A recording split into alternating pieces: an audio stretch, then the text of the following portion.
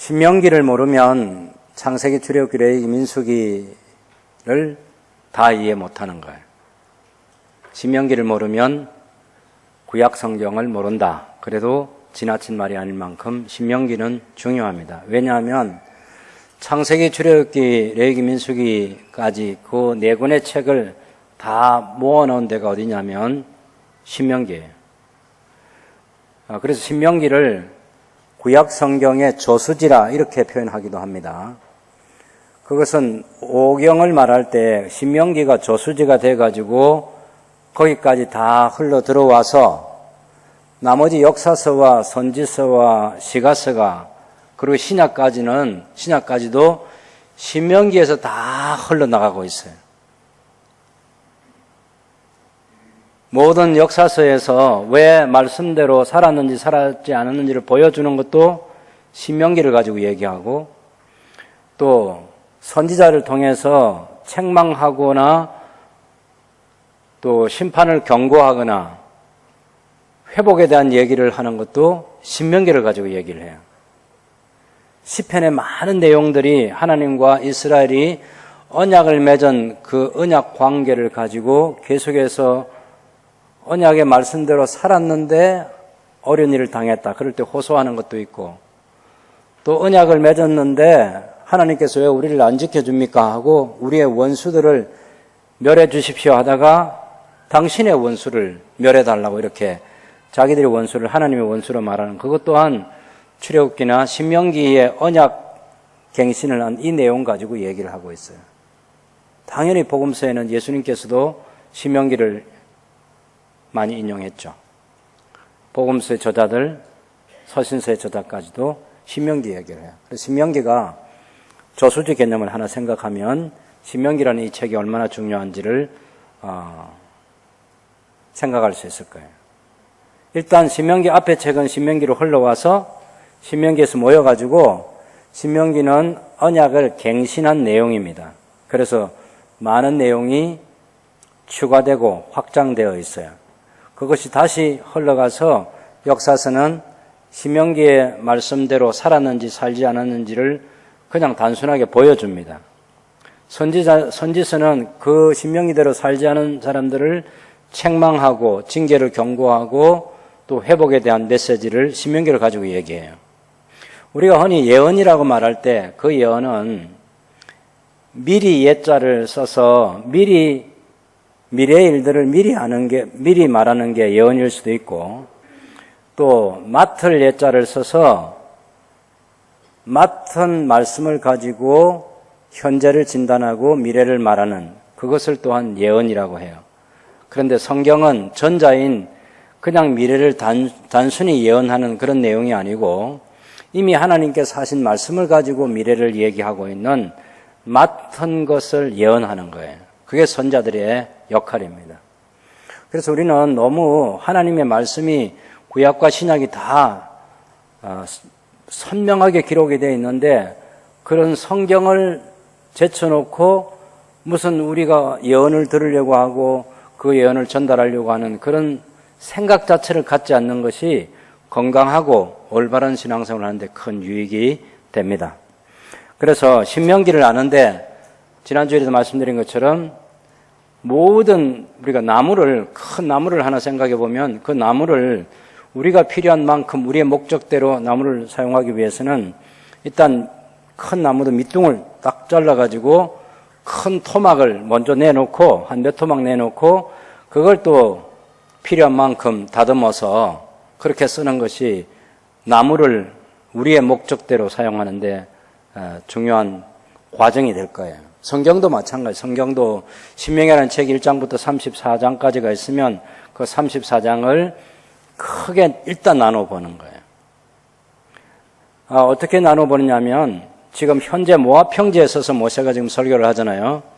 모압 평지에 서서 모세가 설교를 하는데 과거를 회상하는 설교의 내용이 있고 지금 현재 말씀을 선포하는 내용이 있고 미래를 예언하는 게 있어요.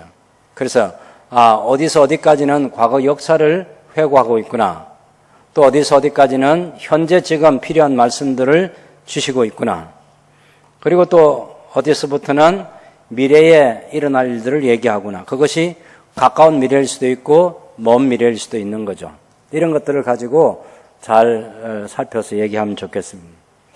너무 미리 안 내도 되고 제가 보여달라 할 때 보여주면 됩니다.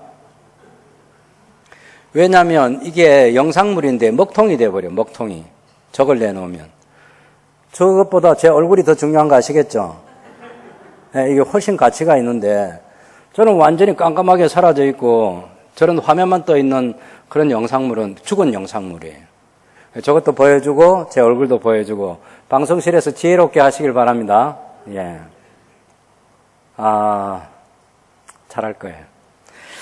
어쨌든 이렇게 크게 구분하는 게 이게 중요한 거거든요. 그래서 첫 번째 부분은 1장 1절에서 4장 43절까지가 과거 역사를 말하고 있는 역사적 사실을 회고하는 것. 그것이 문체가 어떻게 되어 있냐면은 1장부터 3장까지는 산문으로 되어 있어요. 산문. 보통 문장할 때 아주 기본적인 문장, 산문, 시문 이거 아시죠? 예?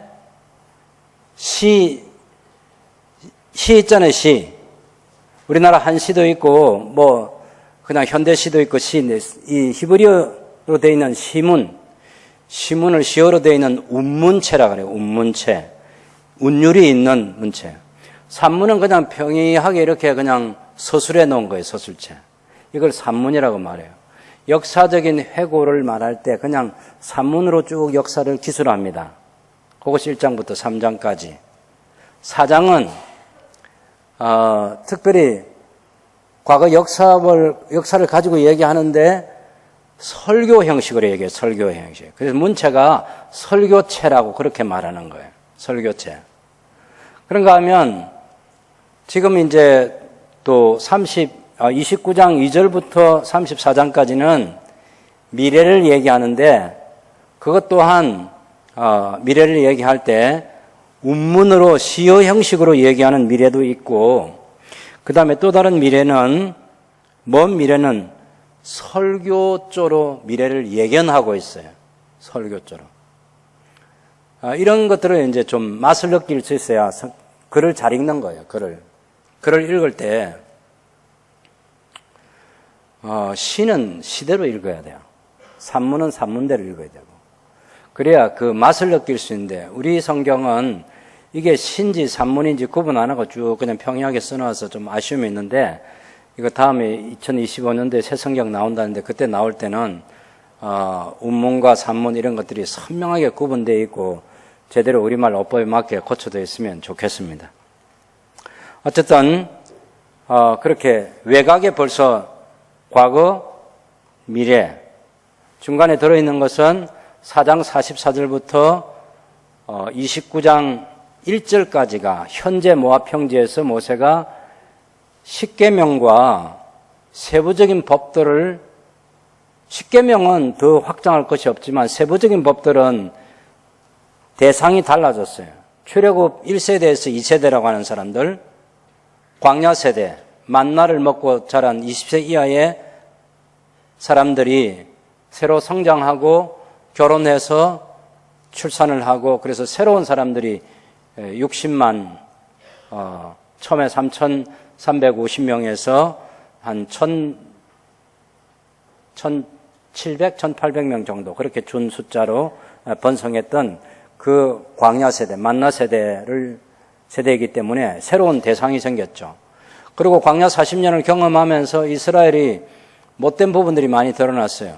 그리고 사회적인 그 공동체가 40년 함께 생활하면서 그 사회 공동체 속에 어떤 일들이 일어나는지 충분히 예견될 수 있는 그런 일들이 있었어요. 그런 것들을 처음에 출애굽기 20장 22절부터 23장까지 몇 장 안 되는 그 정도 세부적인 법보다는 좀 더 긴 내용을 더 살을 붙여서 얘기하지 않으면 안 되는 소위 십계명의 확장이라고 말하는 거. 그 십계명의 확장이 12장부터 26장까지 26장 15절까지 기록이 되어 있는 거죠. 그런 부분들은 더 확장이 많이 됐기 때문에 그래서 이 모압 갱신 언약이 내용이 많이 늘어났다는 것을 알 수 있습니다. 그러면서 이제 그 27장에 오면 저주의 말씀도 선포되고 세겜에 들어가가지고 그리심산과 에발산에서 언약을 체결할 것에 대한, 어떻게 언약을 체결할 것인지에 대한 그런 내용을 자세하게 얘기해 두었습니다. 그리고 말씀에 순종하면 복을 받고 말씀에 불순종하면 저주받는 얘기를 신명기 28장에서 한 거죠. 그리고 이제 29장 1절은 이것이 율법이 호렙산에서 세운 언약 외에 모압 평지에서 세운 언약의 말씀이 이러하니라 해서 앞에 쭉 그 언약 체결한 것에 대한 내용이 있고 29장 2절부터는 또 미래에 대한 그런 얘기가 있는 거죠. 그래서 가까운 미래도 얘기하고 먼 미래도 얘기하고, 과거를 말할 때도 가까운 과거, 지금 모압 평지에 있었던 요 시점을 중심으로 해서 아주 가까운 최근에 일어난 일, 또 먼 과거에 있었던 일들, 그런 것들을 얘기하고 있는 것이 과거 이야기라고 그렇게 볼 수 있겠습니다. 지금 조금 전에 우리가 봤던 화면은 제가 우리 목자들 단톡방에 올려서 순원들에게 나눠주시면 좋겠다 했는데, 아주 순원들을 아끼고 사랑하는 순장님들은 벌써 보냈을 것이고, 또 그렇지 않은 순장님들은 집에 가서 천천히 보내려고 작정하고도 있을 것이고, 다양하려 생각합니다. 어쨌든 저는 목자들이 순원들과 나눠서 오후 시간에 들을 수 있기를 바랬는데 모르겠어요. 제가 3개의 화면을 보냈습니다. 그래서 그 설명이 저기 다 있으니까 너무 고민하지 마시고 받아쓰기 안 해도 되고 다 카톡으로, 핸드폰 다 가지고 계시죠? 없는 사람은 사무실에 가서 복사해 쓰시면 되고 있는 사람은 카톡으로 다 받아서 사용하시면 훨씬 더 편리하겠습니다. 자, 지난 주에 거기까지 봤어요. 오늘 이제 제가 4장 44절부터 볼 것인데, 이건 이제 신명기 구조 가운데서 핵심 부분이 4장 44절에서 29장 1절까지 모압 평지에서 설교 형식으로 언약을 갱신한 내용입니다. 그 가운데 전체가 4장 44절에서 29장 1절까지인데, 이것이 신명기 법 체계를 보면 출애굽기에서 시내산 언약 때도 법 체계가 십계명이라는 가장 기본적인 법이 있고 헌법 같은 거요. 그러다가 신명기 20장 22절부터 제단법에서부터 시작해가지고 삶의 영역에서 일어날 수 있는 여러 가지 사회적인 문제, 살인의 문제라든지 도덕질의 문제라든지 그런 이웃에게 상해를 입힌 거라든지 여러 가지 그런 사회생활 속에서 공동체에 일어날 수 있는 그런 것들이 일어났을 때 어떻게 법대로 처리할 것인가에 대한 그런 법을 주신 내용이 있어요.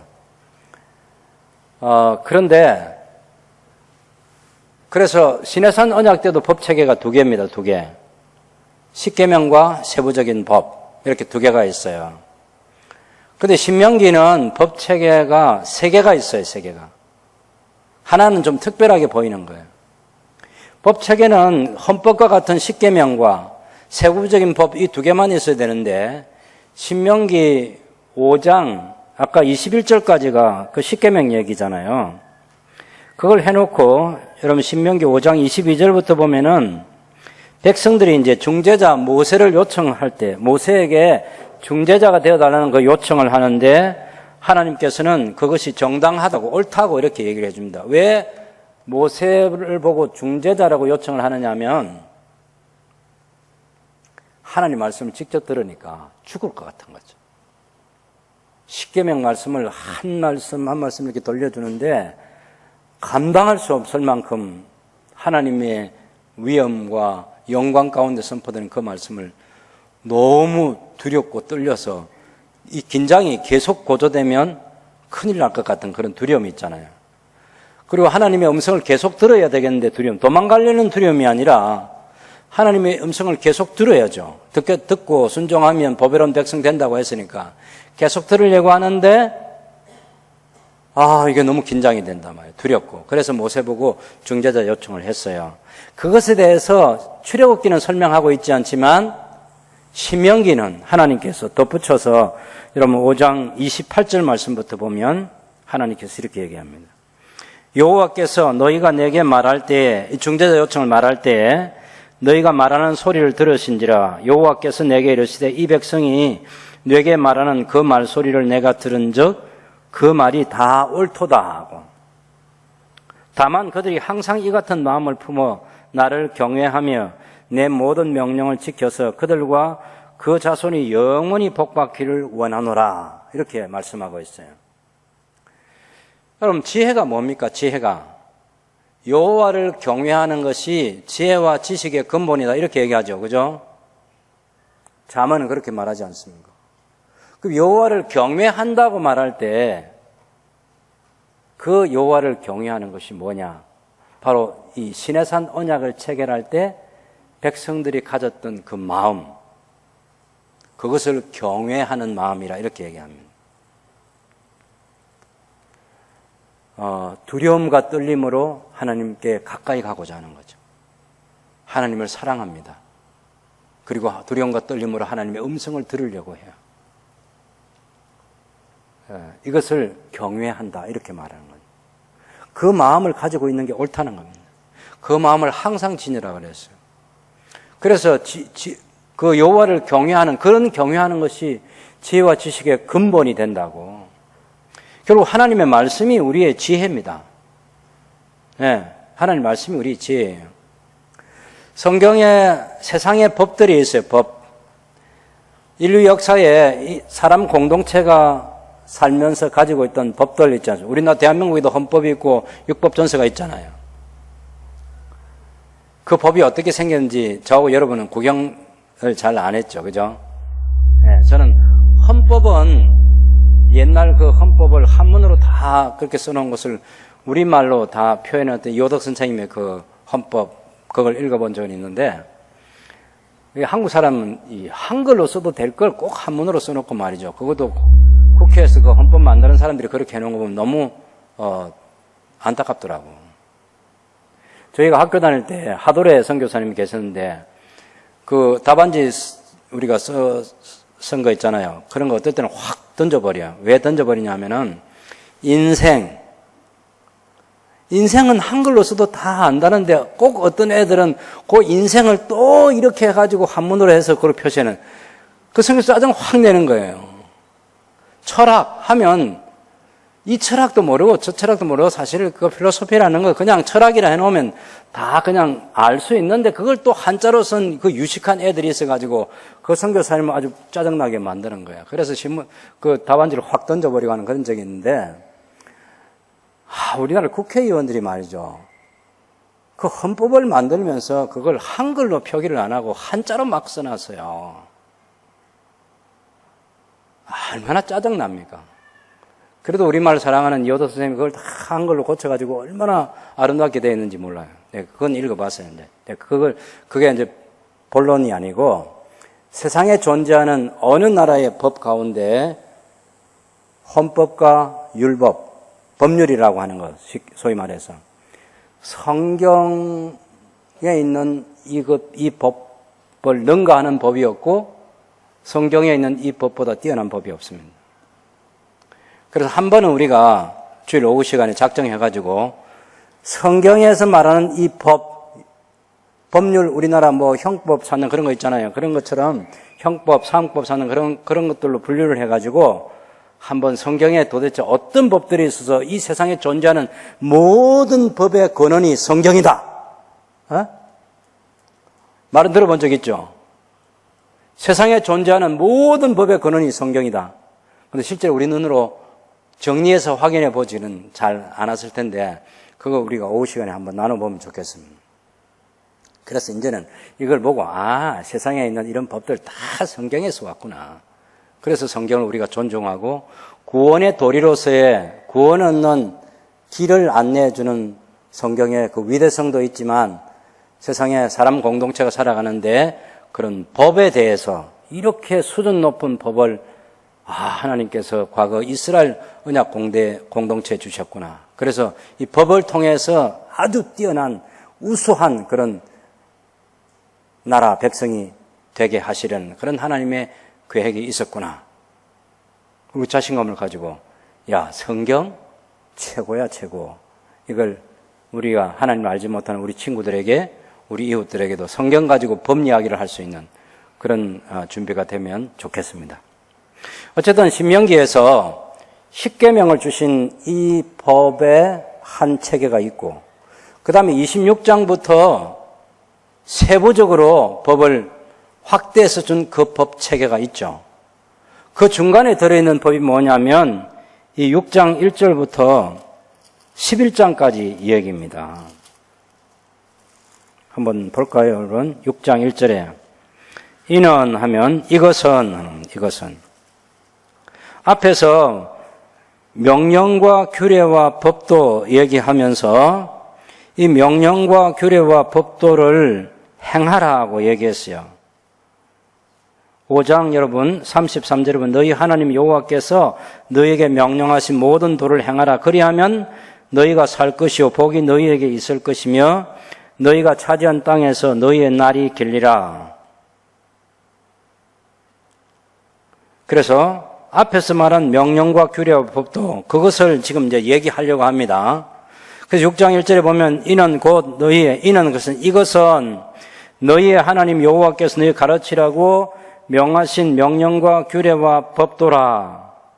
너희가 건너가서 차지할 땅에서 행할 것이니 곧 너와 네 아들과 네 손자들이 평생에 네 하나님 여호와를 경외하며 내가 너희에게 명한 그 모든 규례와 명령을 지키게 하기 위한 것이며 또 내 날을 장구하게 하기 위한 것이라.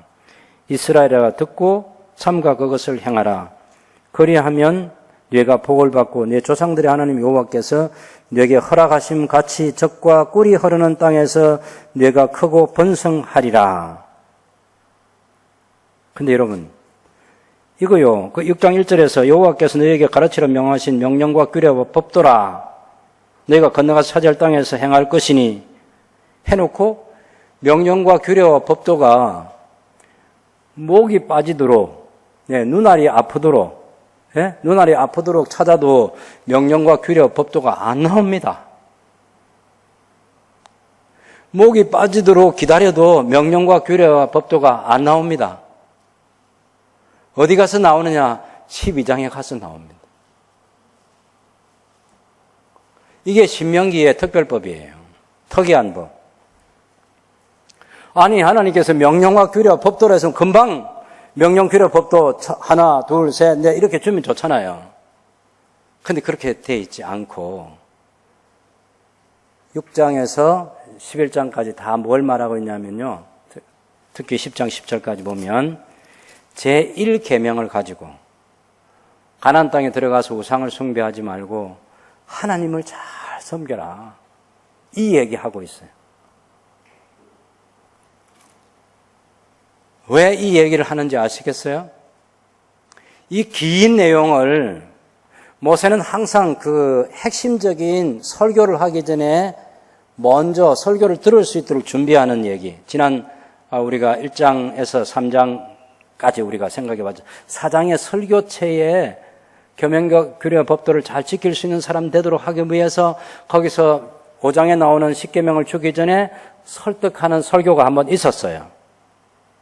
그리고 역사적으로 지금 이제 소위 언약 법을 줄 때 그것이 어떤 역사적인 관계에 있는지 이 모압 평지에서 지금 이것을 말씀하고 있는데 이 모압 평지는 어떻게 차지한 땅인지 그런 배경을 쭉 설명을 했어요. 그래서 법을 주면서 내가 너희를 그 5장 6절에 보면 나는 애굽 땅 너를 애굽 땅 종되었던 집에서 인도하여는 네 하나님 여호와라. 이런 얘기를 우리 출애굽기에도 있고 출애굽기 20장 1절에도 있고 신명기에도 있는데 왜 이런 얘기를 하는가 하면 언약 당사자, 두 당사자 있죠. 그죠? 고대 사회에서 종주국의 왕이 있잖아요. 그 다음에 봉신국의 왕과 신하들이 있겠죠. 그 언약을 이렇게 체결하면서 종주국의 왕이 봉신국의 왕과 백성들에게 이 종주국의 왕과 그 봉신국의 왕과 백성의 관계가 뭔지를 얘기를 먼저 합니다. 그렇게 해서 종주국의 왕과 백성이 봉신국의 왕과 백성이 종주국의 왕과 맺는 이 언약을 지키지 않으면 안 되는 것으로, 반드시 지켜야 할 것을 알도록 하기 위해서 그 관계를 얘기하는 거예요. 그러면 하나님과 이스라엘의 관계도 생각하면 나는 너희를 애굽 땅 종되었던 집에서 너희를 인도하여 낸 너희의 하나님 여호와다. 나하고 너희와 어떤 관계였느냐? 너희는 애굽의 종으로 살았고 그 애굽의 종으로 살았던 너희를 구원한 나 여호와야. 그러니 내 명령과 규례와 법도를 잘 지켜야 돼 하면 다 엎드려가지고 예, 아멘 그렇게 동의를 해야 되는 거예요. 그래서 애굽 땅 종되었던 집에서 너희를 인도하는 여호와라 이 말씀을 먼저 하는 거예요. 거기는요 사랑이 넘쳐나요. 위협하는 게 아닙니다 지금. 그죠? 종주국의 왕은 위협합니다.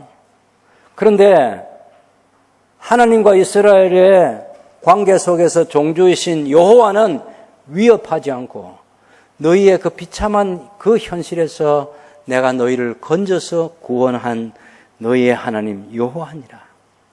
내가 너희를 사랑하고 내가 너희를 구원하고 내 말을 잘 듣고 지켜 행하면 이런 복을 받도록 하기 위해서 주는 복의 말씀이야 하면서 이제 나 외에 다른 신을 내게 두지 말라.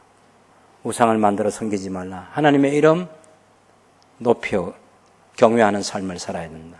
안식일 지켜야 된다. 부모 공경해야 되고 살인하지 말고 가늠하지 말고 도둑질하지 말고 또 이웃을 해하려 거짓 증거하지 말고 이웃을 탐내지 말고 이런 말씀을 쭉 하는 거죠. 그럼 들을 때마다 한마디 한마디 말씀이 다 와닿아요. 가슴에 와닿으면서 예, 우리가 그 말씀대로 살겠습니다. 이런 마음의 공감을 다 할 수 있을 만한 그런 말씀을 주시는 거죠. 예. 왜 이미 하나님과 이스라엘의 언약 당사자의 관계가 뭔지를 설명을 하면요.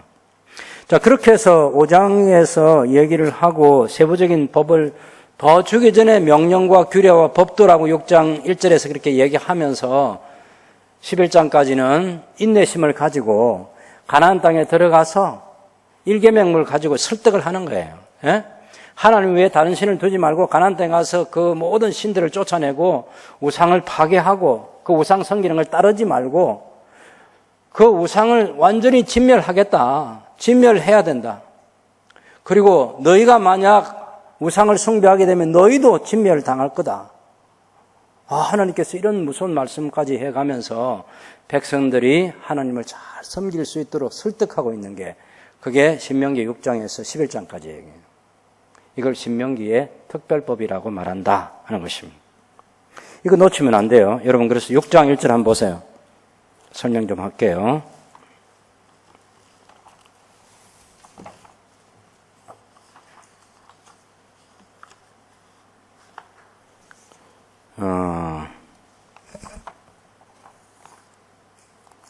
그것이 6장 말씀 보면요. 1절, 2절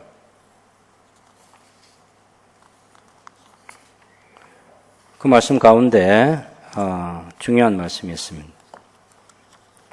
이것은 그죠? 너희 하나님 여호와께서 너희에게 가르치라고 명하신 명령과 규례와 법도라 너희가 건너가 차지할 땅에서 행할 것이니 그랬어요.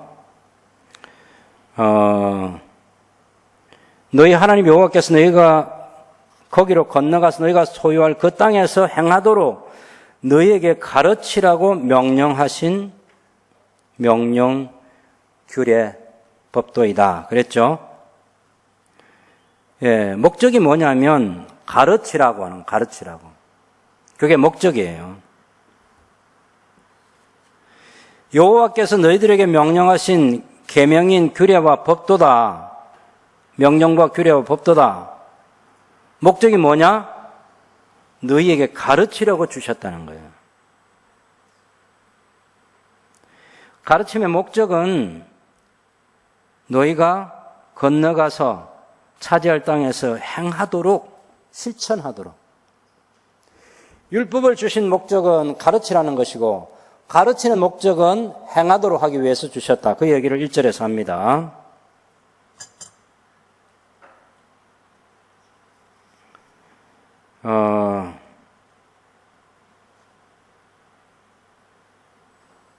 그걸 잘 보면 너희 하나님 여호와께서 너희 가르치라고 명하신 명령과 규례와 법도. 이게 우리말 어순이 조금 선명하게 되어 있지 않아요. 어떻게 해야 선명하냐면 줄을 꺼보세요. 줄을. 이는 곧 너희의 하나님 여호와께서 너희에게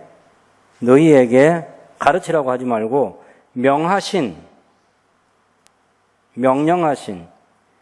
명령과 규례와 법도이다.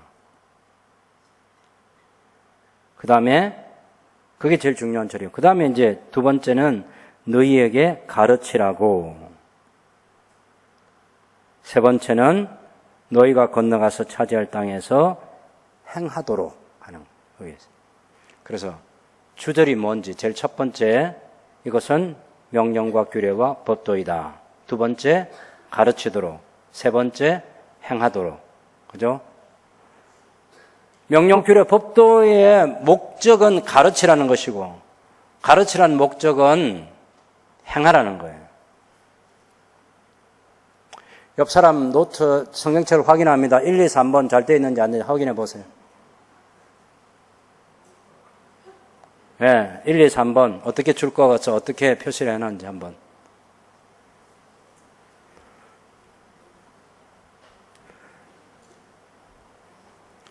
예, 황성욱 집사님, 박정아 집사님이 어떻게 해놓은지 한번 확인해 보세요. 1, 2, 3번.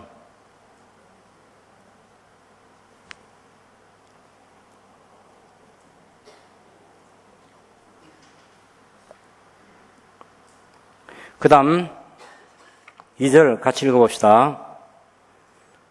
곧 너와 네 아들들과 네 손자들이 평생에 네 하나님 여호와를 경외하며 내가 너에게 명한 그 모든 규례와 명령을 지키게 하기 위한 것이며 또 네 나를 장구하게 하기 위한 것이라. 2절은요, 1절에 이제 종속되어 있는 곧 너와 네 아들들과 이렇게 되어 있는 거죠. 2절은 어떻게 되냐. 그래야 결과적으로 내가 너희에게 명령하는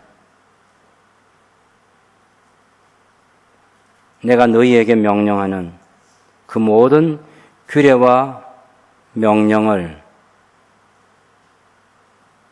그 모든 법도와 명령을, 그것이 1이고 2는 너와 너의 아들 그리고 너의 손자가 네 평생에 준행하면서 여호와 너희 하나님을 경외할 것이다.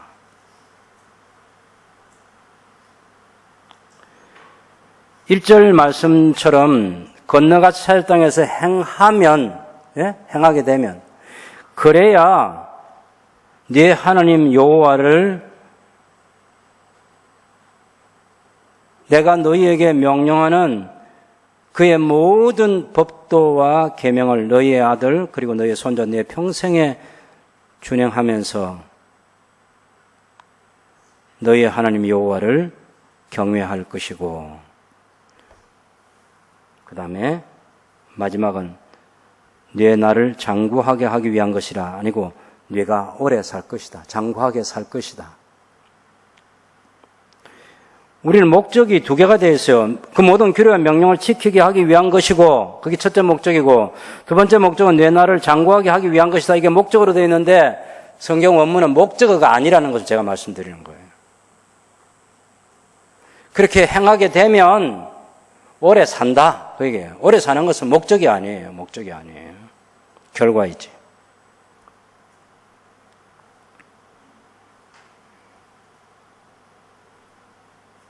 두 개의 결과절입니다. 우리가 1절의 말씀을 그렇게 실천해야, 그죠?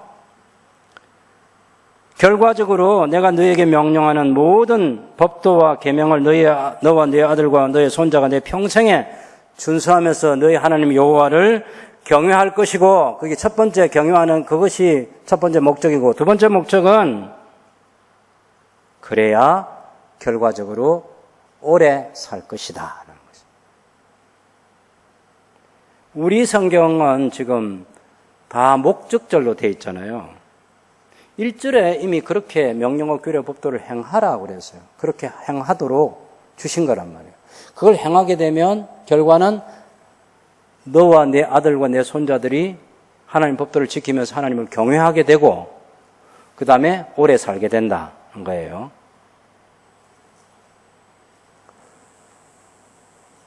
아주 가슴에 통증을 느낄 만한 아픔이 뭐예요? 우리 믿음의 부모들이 우리 아들과 우리 손자들에게 이 명령과 규례와 법도를 지키도록 말해 주지 않았어. 행하는 것을 점검하지 않았어. 교육을 교회에다가 맡겨놔서 방목형 자녀 양육을 했어. 그래서 우리 아이들이 하나님을 경외할 줄 몰라.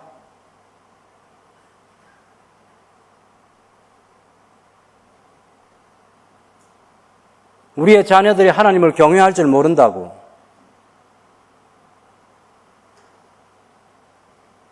성경을 잘못 번역해 놓은 거죠. 첫째 잘못은.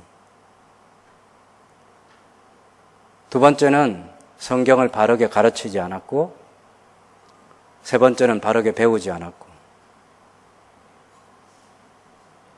지금도 바른 태도를 안 가지고. 여러분, 목적절과 결과절은 다른 거예요. 하나님의 말씀을 왜 이 명령과 규례와 법도가 주어졌냐?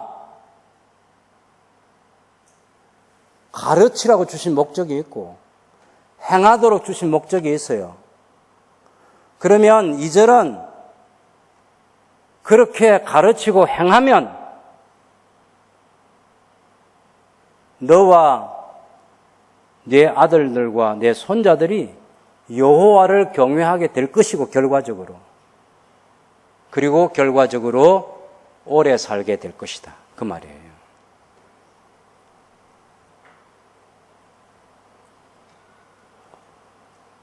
예. 이건 여러분의 책임 물론 아닙니다. 제가 이제 연구한 이런 학자들의 글을 읽으면서 이 본문을 볼 때, 이거 번역이 잘못돼서 우리가 성경을 이렇게 가볍게 읽었구나. 제대로 번역한 내용을 전달하면서 여러분이 귀와 마음에 새겨서 지금부터라도 명령과 규례와 법도를 가르치고 행하고 그렇게 하면 우리 아이들이 하나님을 경외하게 되고 장구하게 되는 복을 누리고 그 말씀을 하려는 거예요. 3절에 이스라엘아 듣고 삼가 그것을 행하라. 그리하면 내가 복을 받고 내 조상들의 하나님 여호와께서 네게 허락하심 같이 젖과 꿀이 흐르는 땅에서 네가 크게 번성하리라.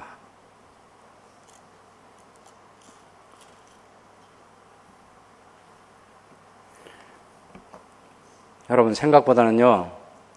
지금 우리가 이제 교회의 미래가 굉장히 어둡다는 이야기를 하면서 300만, 400만 세대를 기독교 지금 현재 600만, 800만 뭐 이런 얘기 하잖아요. 근데 300만, 400만 줄어드는 시대가 오는데 그럴 때를 대비해서 우리가 해야 될 일 반복해서 얘기하지만 전도를 부지런히 하는 것 언제 거둘지 모르니까 두 번째는 신앙 계승하는 일을 해야 돼요. 저와 여러분의 각오가 우리 눈에 보이게 온 세상에 교회가 없는 것처럼 보이는 시간에도 우리의 자녀들이 이 자리에 앉아서 우리와 같이 똑같이 하나님을 경외하고 하나님을 찬양하고 경배하는 예배자의 자리에 앉아있게 하는 거예요. 이게 신앙 계승이라는 거야. 신앙 계승. 이걸 정신 차려서 하지 않으면 이 건물이 무슨 소용이 있겠습니까? 애물단지가 돼요. 유럽의 교회당 건물이 그런 거 아니에요. 우리 한국 사람들이 유럽 사람보다 신앙생활 잘한다고 천천만만의 말씀입니다. 뿌리도 없어요. 한국 사람은요.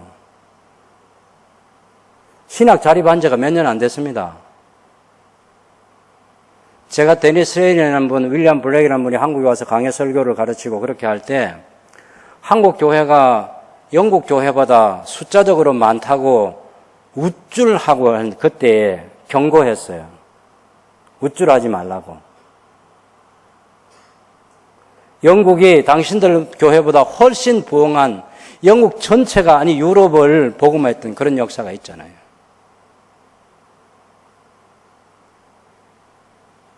지금 세속화됐다.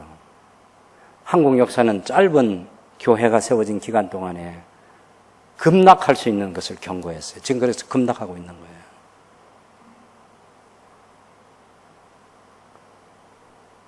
여러분, 모세가요, 아주 세밀하게 기록한 말씀이에요. 애써서 기록했다. 또 들려주고 싶었어요. 또 들려주고 싶었어요. 그런 하나님의 명령과 규례와 법도를 저와 여러분이 진지하게 대해요. 그렇지 않으면 우리 자신의 신앙 잃고 우리 자녀들에게 신앙 개성 안 되고 그러면 교회 문 닫게 되는 거죠. 저희 목사들 같은 저 같은 세대 어찌 보면 피눈물 나는 일이 뭐겠습니까? 6.25 전쟁 이후에 한국 사회가 기독교 신자가 얼마 안 된 그 시대에서 1000만 신자까지 성장하는 교회 시대를 보았습니다. 그 교회 시대가 점점 쇠퇴하는, 무너지는 것을 또 보는 거예요. 근데 지금은 그 정도 무너지는 정도가 아니고 아주 급락하는 거기까지도 저는 보고 죽을 확률이 많아요.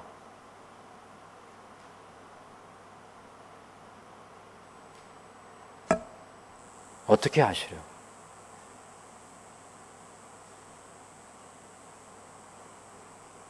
정말 두려운 마음이었어요. 한 집안이요, 부흥했다가 그 집안이 몰락하는 것을 보는 것과 똑같은 겁니다. 한 집안이 가난했다가 아주 부유하게 됐다가 상거지가 되어서 살아가는 그 비참함과 똑같은 거예요.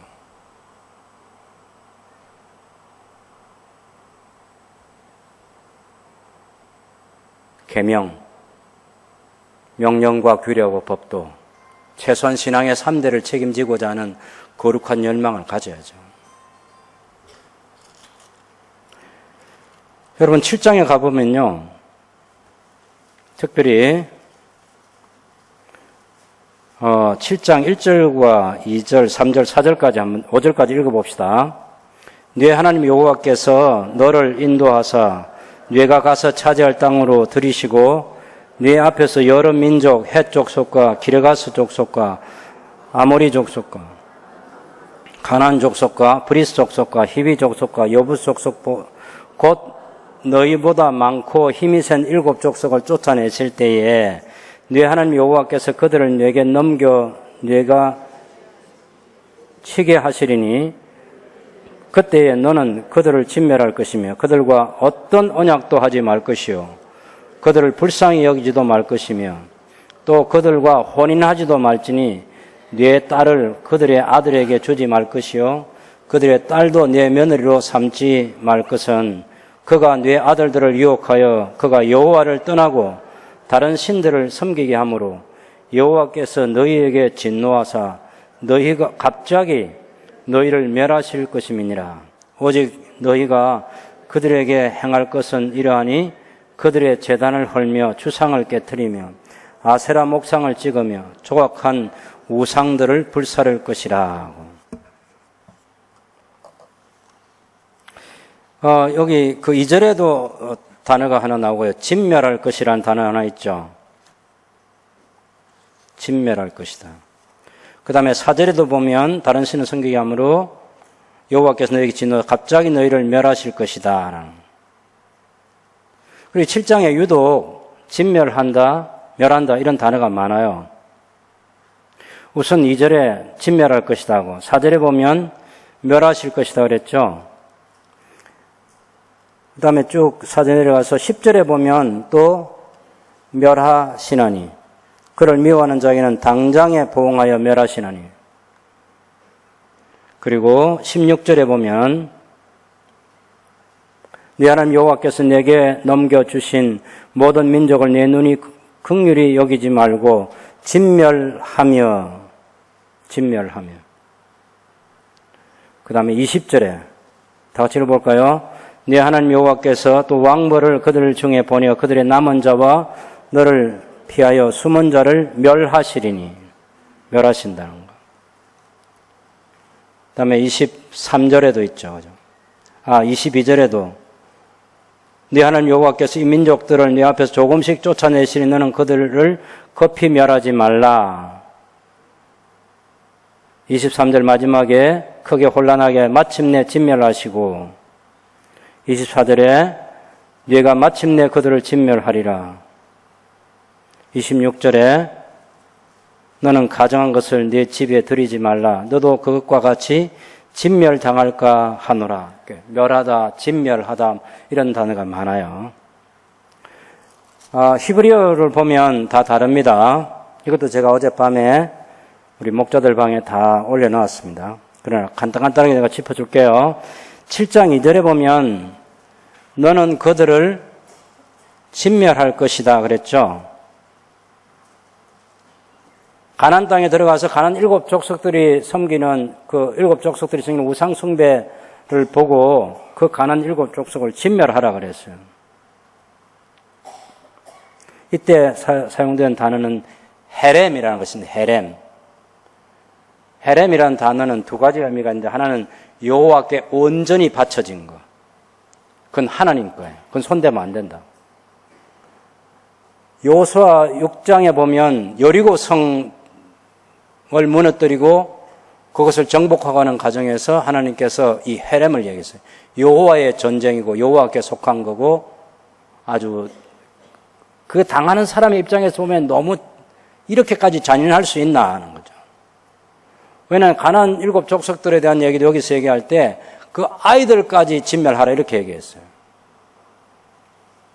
근데 무서운 심판의 대상이 되어 있는 그 상태를 그 가나안의 이 족속들은 그 시대에 이집트나 아니면 동방의 메소포타미아 지역 이쪽 있잖아요.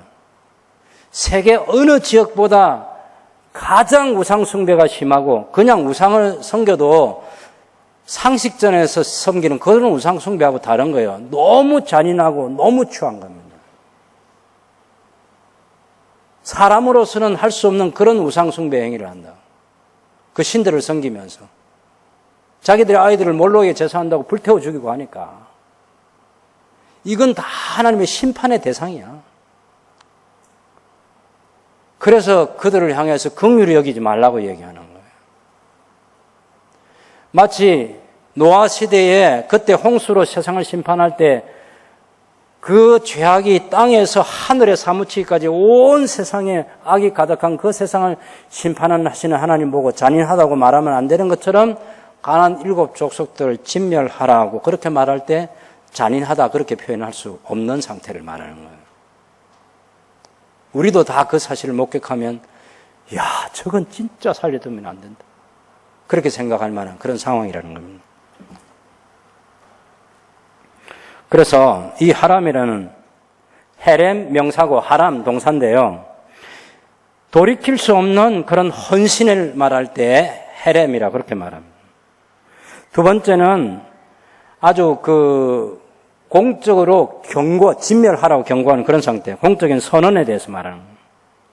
하나님의 통치에 대해서 너무 적대적이기 때문에 살려두면 안 되는 거예요.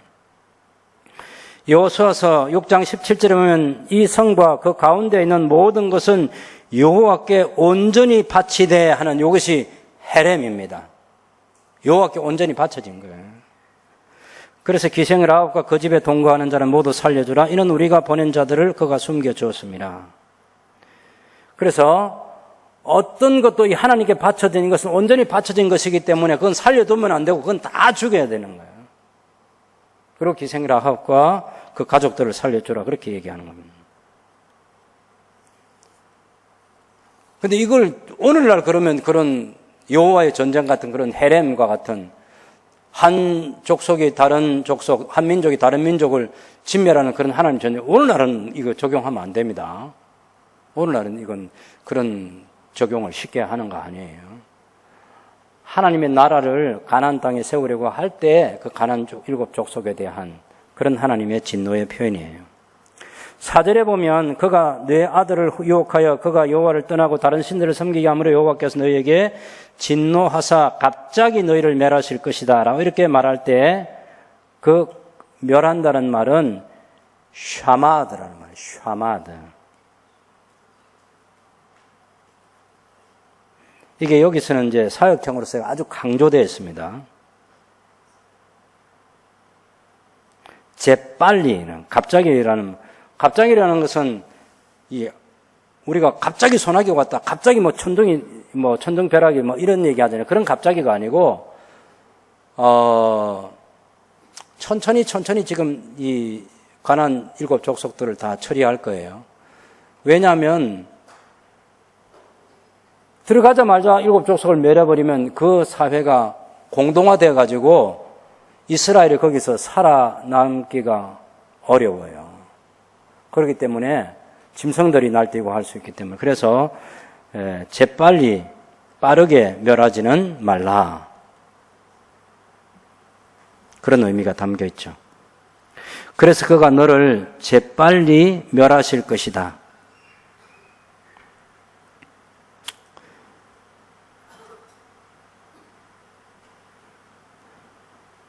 왜냐하면 7장 4절은 위유접속사가 있습니다. 그러나 왜냐하면 그가 네 아들을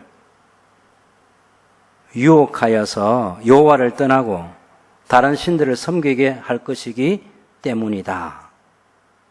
그때에 여호와의 진노가 너희에게 대항하여 불탈 것이다.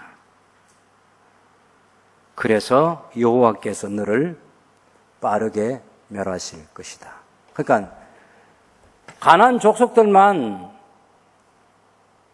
진멸의 대상이 아니라 하나님의 백성도 우상을 숭배해서 유혹을 받아 섬기게 되면 그들 또한 하나님께서 멸하실 것이다. 이렇게 얘기하는 게 샤마드라는 그런 단어예요. 그러다가 7장 10절에 가보면 거기 멸하신다는 말이 나오는데 이것은 아바드라는 그런 말입니다. 아바드. 그를 미워하는 자에게는 당장에 보응하여 멸하시나니 여호와는 자기를 미워하는 자에게 지체하지 아니하시고 당장에 그에게 보응하시느니라. 그를 멸하시기 위해서입니다. 그를 멸하시기 위해서 정확하게 말하면 그를 미워하는 자들에게는 그를 멸하시기 위해 그들의 면전에서 하나님께서 이 갚으시는 행위를 말합니다. 그냥 백성들이 잘못하면 그 원수들 앞에서 하는 거죠. 7장 11절에 그런즉 너는 오늘 내가 네게 명하는 명령과 규례 법도를 지켜 행할지니라. 16절에 또 진멸하여 단어가 있죠. 네 하나님 여호와께서 네게 넘겨두신 모든 민족을 네 눈이 긍휼히 여기지 말고 진멸하여 그들의 신을 섬기지 말라. 여기 진멸한다는 이 단어는 좀 다른 단어예요. 앞에 가고. 보통 먹다라는 뜻을 가지고 있는 아칼이라는 단어가 있어요. 먹다라는. 그래서 그 모든 백성들을 네가 먹을 것이다. 이렇게 얘기해요. 아시겠죠? 진멸이 아니고 먹을 것이다. 네가 진멸해야 할 것이다. 그리고 너는 먹을 것이라. 왜 하나님께서 넘겨주실 때 그때 먹을 것이라 그 말이에요. 먹다, 삼키다라는 그런 뜻을 히브리어를 써서 특별한 표현입니다. 기억해 두면 좋겠습니다. 7장 16절에 물론 우리 말대로 네가 진멸해야 할 것이다. 그런 말은 내용을 살려서 문맥에서 그렇게 번역한 것이고 직역을 하면 그리고 너는 먹을 것이다. 이런 말이에요. 너는 먹을 것이다. 그리고 이 단어가 그 문장의 맨 뒤에 나오는 거예요.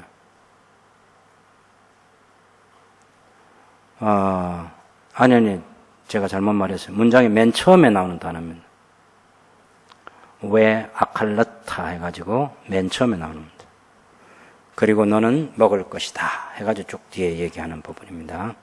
그 다음에 7장 20절에 거기도 숨은 자를 멸하시리니 하는 이때는 아보드라는 말을 씁니다. 아보드. 멸망하다, 죽다, 잃다, 실패하다, 길을 잃다라는 그런 여러 가지 뜻을 가지고 있어요. 사람이나 사물이 사라짐을 뜻하는 겁니다. 7장 22절에 보면 네 하나님 여호와께서 이 민족들을 네 앞에서 조금씩 쫓아내시리 너는 그들을 급히 멸하지 말라. 들짐승이 번성하여 너를 해할까 하노라. 이때 멸하지 말라 할 때 그 멸한다는 말은 칼라라는 말을 씁니다. 칼라. 그치다, 끝나다, 멸망하다, 완성하다. 예, 칼라라는 히브리어로 칼라라는 말을 써요. 그래서 그 내용을 다 직역을 해보면 너는 그들을 속히 끝낼 수 없을 것이다. 너는 결코 그들을 빠르게 멸할 수 없을 것이다. 빠르게 멸할 수 없을 것이다. 왜 하나님께서 천천히 지금 진행시키시니까. 네, 하나님께 천천히 진행시켜요. 그 백성을 사랑하신 이유입니다. 7장 23절에 네 하나님 여호와께서 그들을 내게 넘기시고 그들을 크게 혼란하게 하여 마침내 진멸하시고 할 때 이때는 앞에 아까 나왔던 샤마드라는 단어를 씁니다. 샤마드. 그들을 완전히 진멸하기까지라고. 예, 우리는 진멸하시고 이렇게 되는데 진멸하기까지 큰 공포로 그들을 당황하게 할 것이다. 어순이 바뀌어야 돼요. 네 하나님 여호와께서 내게 그들을 넘기실 것이다. 그리고 여호와께서 그들이 멸망할 때까지 큰 공포로 그들을 당황하게 하실 것이다. 하나님이 하시는 거예요. 그래서 22절과 23절을 연결시켜야 말이 됩니다. 그 다음에 24절에 그들의 왕들을 내 손에 넘기시리니 너는 그들의 이름을 천하에서 제하여 버리라. 너를 당할 자가 없이 내가 마침내 그들을 진멸하리라. 이렇게 되어 있지만 그 말은 아바드라는 단어를 씁니다. 제하여 버리다라는 말. 하나는 제하여 버리다라는 뜻으로 사용하고 다른 하나는 진멸하리라 그런 단어도 쓸 수 있습니다. 너는 멸절시켜야 된다. 이걸 강조하는 거예요.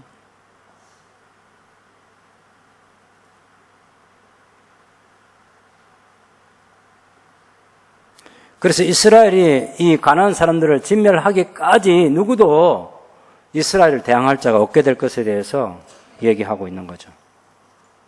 그다음에 마지막 26절에 너는 가정한 것을 내 집에 들이지 말라. 너도 그것과 같이 진멸당할까 하노라. 너는 그것을 멀리하여 심히 미워하라. 그것은 진멸당할 것임이니라. 그 처음에 나오는 진멸당할까 하노라. 그건 헤렘입니다. 앞에 나온 것처럼 헤렘. 뒤에도 역시 마찬가지요. 지금 가나안 7족속처럼 너도 진멸당할까 하노라. 왜? 가나안의 우상들을 집에 들여가지고 섬기게 되면 너는 그것을 멀리하라. 심히 미워하라. 그런 것들은 다 진멸당할 건데 그것을 긍휼히 여기거나 그것을 집에 들이면 안 된다는 거예요. 사실 기드온이 300명을 가지고 큰 전쟁에서 승리를 했잖아요. 기드온의 결정적인 실수가 뭐냐면 우상을 전리품으로 가지고 오는 거예요. 그것이 하나님을 떠나게 되는 원인이 돼요. 야, 여러분 굉장히 무서운 겁니다. 아무리 진귀한 보물이라도 우상은 집에 가지고 오면 안 됩니다. 그걸 탐하고 그걸 막 사모하고 그걸 갈고 닦고 그걸 보관하고 그래서 대구에 우리 김정용 목사님의 그 모교회에서는 어떤 목사님이 그 달마도를 갖다 놓고 이게 은혜스럽다고 얘기해가지고 결국은 교회를 사면하게 됐어요. 달마도가 그 베풀레기가 뭐 때문에 그 은혜스럽니까, 그게? 말도 안 되지. 그걸 아무리 자기 친구가 줘도 그런 건 갖고 오면 안 되는 거예요. 아니, 그런 걸 또 목사가 할 때 이런 엉터리를 섬기는 내 친구 전도 대상자라고 그래서 이거 보면서 그 친구 위해서 기도한다고 뭐 이 정도는 그래도 장로님들에게 얘기해야지. 마음에 숨은 동기가 있어 안 됩니다. 우상 숭배와 관계된 것은 절대로 집에다 갖다 놓으면 안 돼요. 예, 우리 집을 파멸의 길로 인도할 거예요. 여러분은 맑은 정신 가지고 살 수 있겠죠? 여러분의 아들 때에 가가지고 손자 때에 가가지고 또 그걸 우리 할아버지 그 할머니가 뭐 하던 보물로 여겨가지고 어디 하다가 그 우상 숭배 빠지는 거예요. 쉬워요. 그거는 타락하기는 아주 쉽습니다. 하나님께서 지금 모세를 통해서 이렇게까지 경고하고 진멸하리라 멸하리라 너희도 똑같이 진멸당한다 헤렘이다 이렇게까지 아주 가장 강도 높은 그런 표현들을 썼어도 이스라엘의 사사기를 보면 가나안 땅에 들어가서 그들의 우상을 섬깁니다. 언제까지? 왕정시대 멸망할 때까지. 신앙 지키기에는 어려워도 무너뜨리기는 아주 쉽습니다. 우리 마음 가운데 다시 한번 하나님 말씀을 생각하면서 그 말씀에 대한 경외하는 태도를 처음에 시내산에서 이스라엘이 그 하나님 말씀을 계속해서 듣고 싶은데 들으려고 하는데 두렵고 떨리는 마음을 가졌던 것처럼 그런 경외하는 마음을 평생에 가져서 하나님을 온전하게 예배하는 자로 살아가는 저와 여러분이 되고 이 신앙의 개성을 우리 아들들과 우리 손자들의 손녀들의 시대까지 제대로 물려줄 수 있는 복된 하나님의 사람들이 되시기를 바랍니다.